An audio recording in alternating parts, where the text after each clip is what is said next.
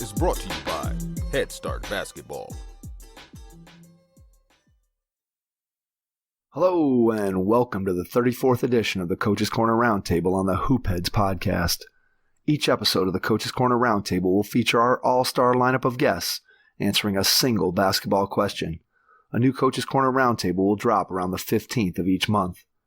October's Roundtable question is, if you were named the Czar of Basketball, what is one change you would make immediately to improve the game? Our coaching lineup this month includes Erik Buehler from Chatfield High School, Chris DeLisio from Olmsted Falls High School, Bobby Jordan from Wagner College, Liz Kay from Wahconah High School, Aaron Meyer from 1909 Vintage Basketball Apparel, Matthew Raidbard, the author of Lead Like a Pro, Don Showalter from USA Basketball, John Shulman from the University of Alabama-Huntsville, Joe's Decision from Unleashed Potential, and John Wilkham, author of The Walk-On Warrior. Please enjoy this roundtable episode of the Hoopheads podcast, and once you're finished listening, please give the show a 5-star rating and review after you subscribe on your favorite podcast app. If you're a basketball coach at any level, please check out our Hoopheads Coaching Mentorship Program. You'll get matched with one of our experienced head coaches and develop a relationship that will take your coaching, your team, your program, and your mindset to another level. Be sure to follow us on Twitter and Instagram at HoopheadsPod for the latest updates on episodes, guests, and events from the Hoopheads Pod. Hey Hoopheads, I wanted to take a minute to shout out our partners and friends at Dr. Dish Basketball.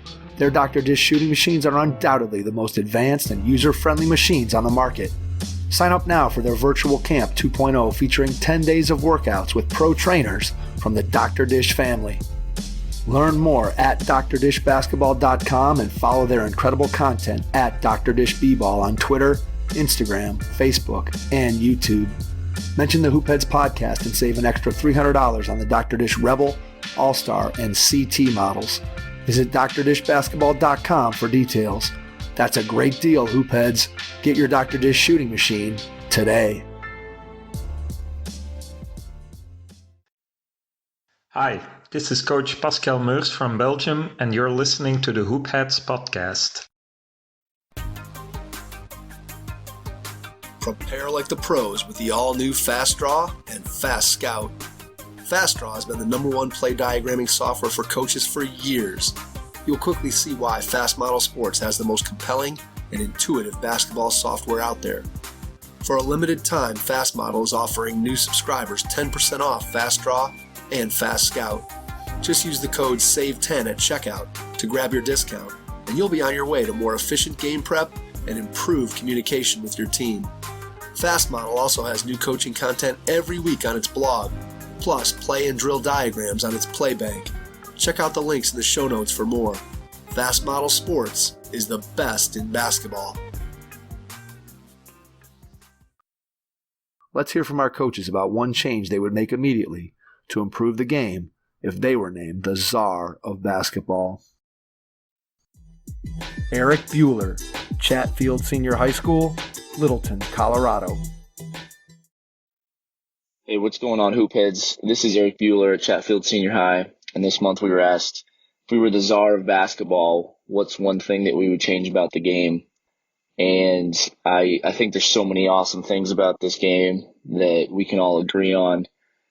Being a high school coach in Colorado in the U.S., I would change that we change high school rules to the international rules, and we play with the shot clock, and we change the goaltending rules and all those awesome things that we see in international play. That's what I would change. Thanks for having me again. Everyone out there, have a good week. Bye. Chris DeLisio, Olmsted Falls High School, Olmsted Falls, Ohio. Hey, Hoopheads. Chris DeLisio at Olmsted Falls. Tough to really come up with a change to the game.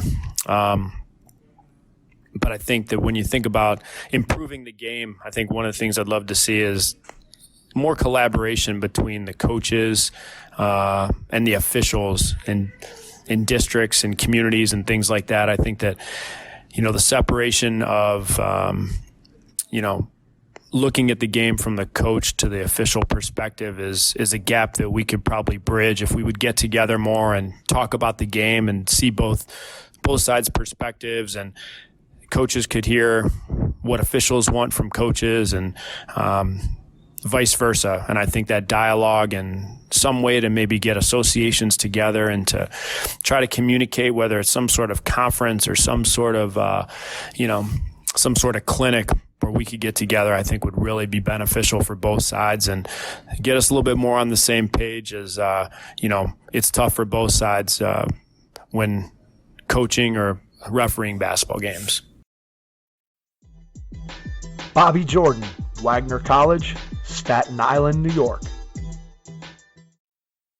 One change that I would make to immediately improve the game would be to institute the shot clock throughout high school basketball in every state. I think this has been a hot topic the past couple of years, but I just think it's necessary. Not only does it prepare kids to move on to the next level where there is a shot clock at every level, but also just helps out coaches, helps out the players just play the game the way it's supposed to be played.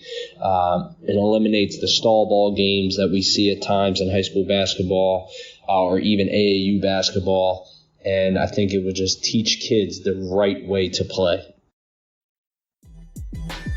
Liz Kay from Wahconah High School in Dalton, Massachusetts.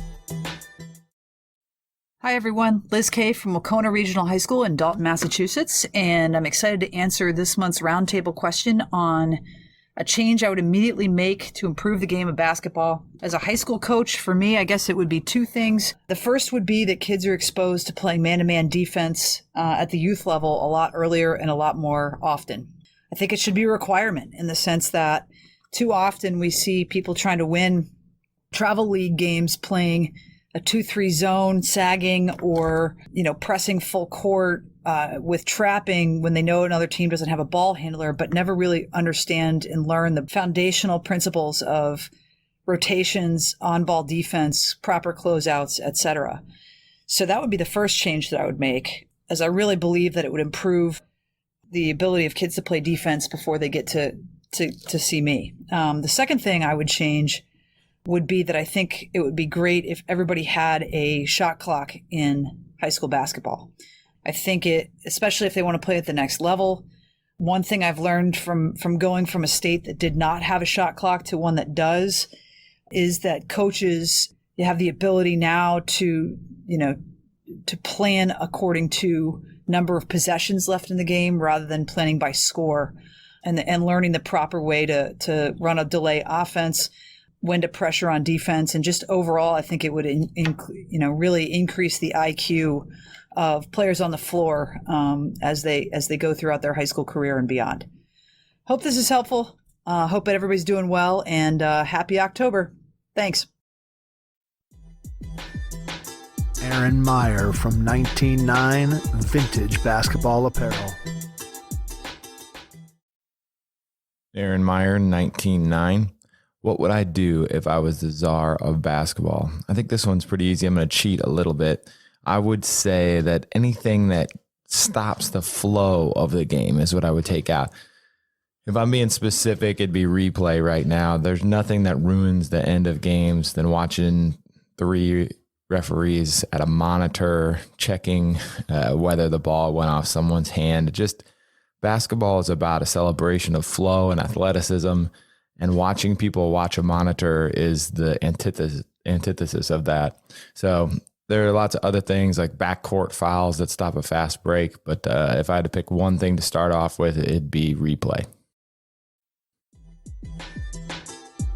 Matthew Raidbard, author of Lead Like a Pro. Hi, everyone. This is Matthew Raidbard, former Division I men's college basketball coach, and excited to be here as a part of the Hoop Heads roundtable conversation. Also, thank you to Hoop Heads for allowing me to be the czar of basketball here for a minute and let everybody know the change that I would make immediately to improve the game. As soon as I got this question, my mind went in one direction immediately, and that was that we need to add a 4-point line. Couple caveats to that. I would only add the 4-point line in the last 2 minutes of each half. And also I would make the 4-point line 10 feet back from whatever the distance was at that level.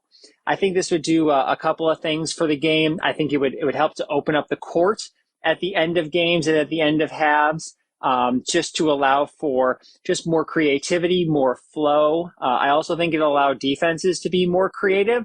They'll have to pick up higher.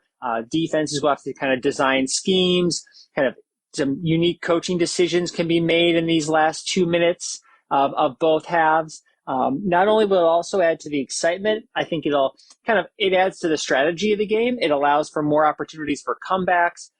In the last 2 minutes, that idea of never being out of it is really amplified even more once there's a 4-point shot. And I also think it plays into the growth of the game and where we are with on the men's and women's side, which the depth of which players are shooting from now. But I think it does it in a controlled way. So that we don't have it for the entire length of the game, and that just becomes the new focus is shooting these deep 4-point shots. I think it becomes much more structured and allows for coaches to help integrate it into the game in a more strategic way. So thanks for having me as part of the roundtable discussion, and let the conversation around the 4-point shot begin.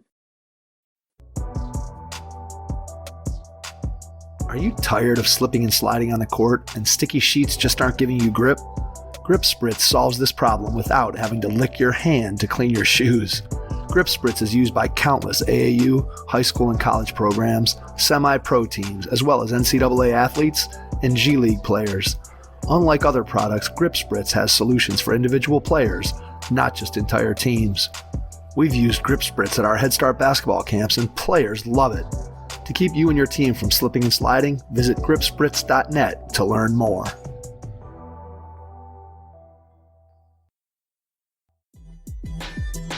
Don Showalter, USA Basketball.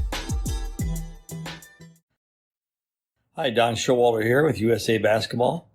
If I was named the Czar of Basketball, one thing I would change to make the game much better immediately would be to adopt FIBA rules at all levels for all basketball played in the United States and all over the world. The FIBA rules certainly make the game much better for the players, develop skills better, and also it lets coaches really have a say in the ability to coach players and teams at a high level when you have FIBA rules. I think the other thing I would do if I was czar of basketball, and one thing to put in besides the FIBA rules would be to have every coach be licensed in basketball in some way and form, which would take care of coaches just coming in off the street and saying they are a coach and be able to coach without any experience, knowledge, or basically being accountable to anybody. Thank you. John Shulman, University of Alabama-Huntsville, and the 720 Sports Group. Yes, this is John Shulman, head coach at the University of Alabama-Huntsville, and the question this time is, if you were the czar of basketball, what would you change immediately? And I'm going to take a different route to this, as I don't think I'd change anything. The game is always changing, and you've got to stay ahead of it. And I love that part of it. 3-point line's moving back this year for us. On the Division II level, it's a pretty deep three. But I think it makes you think how you going to play defensively, how you going to play offensively. Is it worth be shooting 24-footers, or should you go back inside? Can you guard the entire court now, because the court now is more spread for us? I think the game is always changing. Would I change the shot clock? No, it's just it evolves. Would I change the lane? No, but if it changes, we'll adjust. And so the only thing I don't like about the game, I think there's probably too much talking, trying to belittle your opponent, especially as I'm watching AAU. You just, make a shot and move on back down the floor. Go dunk it on someone's head and don't make a commotion out of it. Just get on back down the floor. But that's the social media part of it, and breaking, I never understood breaking a guy's ankles and making them fall and missing a shot. That doesn't do a whole lot for me. Just get up and go play. But I'm also old school with that. So that would be the only part I would, if I could change. But that's kind of part of it. The teams that want to talk, and the teams that want to play. And teams that want to play zone get to play zone. And if you believe in it, and if it's very sound, there's 1,000 ways to defend, 1,000 ways to score the ball. They're all right if you truly believe in it. And none of them are wrong. And it's just kind of whatever you believe. So if I was the czar of basketball for a day, what would I change? I don't think I'd change anything. I think it's a beautiful game and a wonderful game. And someone asked me the other day, how are you going to guard penetration? How are you going to guard penetration from the top? And you got a guy in the ball side corner. You can't help off the ball side corner. Why not? Why can't you? Some people do. Most don't. I don't mind it. So, what we try to do is no free throws, no second shots, and no layups. So is that bad? Well, a lot of people want to take away the 3-point line right now. So that's what makes it interesting and fun is the kind of the different things of basketball. You can do it different ways, and no one does it the same. So I know this doesn't help. I know I didn't answer the question correctly, but boy, what a great game, and I wouldn't change any part of it. Joe's decision. Unleashed potential. Carlisle, Pennsylvania. Joe's decision. Unleashed potential. This month's question is, if I was czar of basketball, what is the one change that I would make to improve the game here in the United States? That is a loaded question. The first thing I would say is one change I would make is that we should follow the FIBA rules in the United States. We're the only country probably in the whole world that doesn't play by the FIBA rules. So there's a lot that goes into that. I'll try and focus on, one major thing in terms of youth basketball, starting at the grassroots level, the AAU and grassroots level. The first thing I would say is Euro players tend to be way more skillful than youth players in the United States.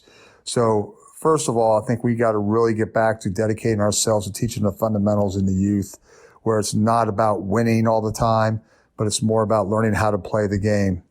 For instance, in youth basketball, a lot of times coaches will put the biggest player in the post. The biggest kid will play in the post. I think we have to get away from that and concentrate more on making kids basketball players rather than locking them into positions, because just because they're the biggest kid in the youth game, in the early development does not mean that they will be the biggest kid later on. So I think we got to focus more on making them basketball players rather than teaching them how to play a position. Teach them how to play all around basketball. The other thing that I really think that goes along with this is in the youth basketball, not allowing players or teams to play zone defense. I know in other countries like Canada, for instance, that they have what they call zone monitors that will go around to youth basketball games, and they will stop a game if they see a coach playing a zone defense in a youth game. So I really like that idea, and I think that will go a long way for us in grassroots basketball and not allowing them to play zone defense. The other big part of this is also having over in Europe or in FIBA, most countries have a coaching certification to coach at any age, coach any player of any age. Now here in the United States, I think we're making a great start by having a USA basketball license. I'd like to see that taken a little bit further at some point and have an actual coaching certification where coaches have to have continuous coach development, take courses in continuous coach development, because a lot of times coaches are in it for the wrong reasons. They're not trained. The only thing they care about is winning. So I think a coaching certification will go a long way here also in the United States, to have every coach trained and certified by, like, say, USA Basketball, something like that in that regard. Because we need more structure in our game, especially at the grassroots level, and I think certification would help to do that. And also be able to teach fundamentals of the game and teach team basketball. Because, in the United States, a lot of times we get more carried away with, playing games, playing 80 or 100 games a summer, rather than working on our skills. I think it should be reversed. I think it should be at least 70% skills versus 30% gameplay. So I think that goes along with the whole idea of really evolving the grassroots game of the way that we that we coach it and that we teach it here in the United States. And probably the last biggest thing I would say, there's so many different issues, there's so many different things you could tie into this, but the last biggest thing with playing the FIBA rules is we're probably one, or if not the only country in the United States that still does not have a shot clock for high school and youth basketball. It really makes no sense at all that, we go to college and we have a shot clock. We go to the NBA or WNBA, we have a shot clock. We play internationally, in the FIBA Americas championships and the different world championships, and they have a shot clock. But here in the United States, we still do not have, for the most part, the majority of the country does not have a shot clock, which is, I think, is a really, really big issue today, that kids need to learn how to be able to play with a shot clock. Because everywhere else they play beyond youth basketball, they have to play with a shot clock, either nationally or internationally.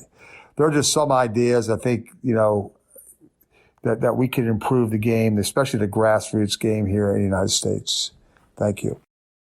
John Wilkham, author of Walk On Warrior. Hey, everybody, this is John Wilkham, former Marquette basketball player, Milwaukee Bucks employee, and author of the book Walk On Warrior, and just overall basketball enthusiast. Excited to answer this month's roundtable question about, if I was a Czar of basketball, what would I change? I think the number one thing that sticks out to me is just the inconsistency of rules across every level of the game. Watching the NBA versus a college game versus a high school game, and just how it's officiated, it just gets on my nerves. I think that there should be a standard of basketball in terms of what the rules are, and especially as so many young kids, idolize and watch NBA players. The way that they play, oftentimes, you can't do certain things that you watch an NBA game in a high school game, for example. And so, we've talked about traveling and some of those things for years. I'm talking about more just the way that you can play defense and just how the game is officiated. And obviously the NBA is trying to, create excitement by, because they want scoring, they want offense, they want statistics that grabs headlines. And it's what everybody wants to see. But I do think in a lot of ways it's bad for the game, just because there is so much inconsistency.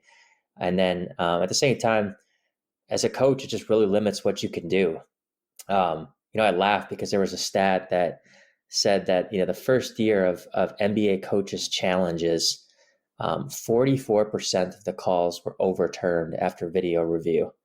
And I'm thinking to myself, all right, if, several assistant coaches are watching, the Jumbotron replay of a play, and potentially other people, even from a booth, and only 44% of the time, what those coaches see, the referees agree with. It just shows you how gray, the rules are. If you challenge a call and you have consensus amongst your coaching staff that, something was a foul or it wasn't a foul, or there's clear, evidence to throw that challenge out there, you think that number would be, probably over 90%.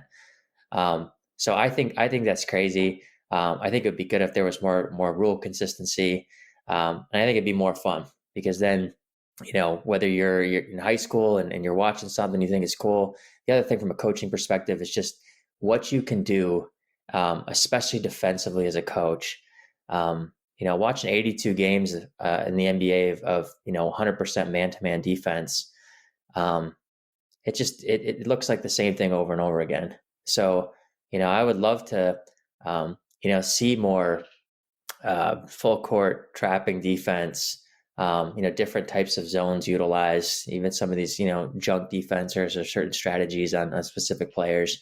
I get that it's 82 games and you're not going to probably do that often just from an energy conservation standpoint, but just the ability to change some things and coach the game with a full toolbox, I think would be really cool.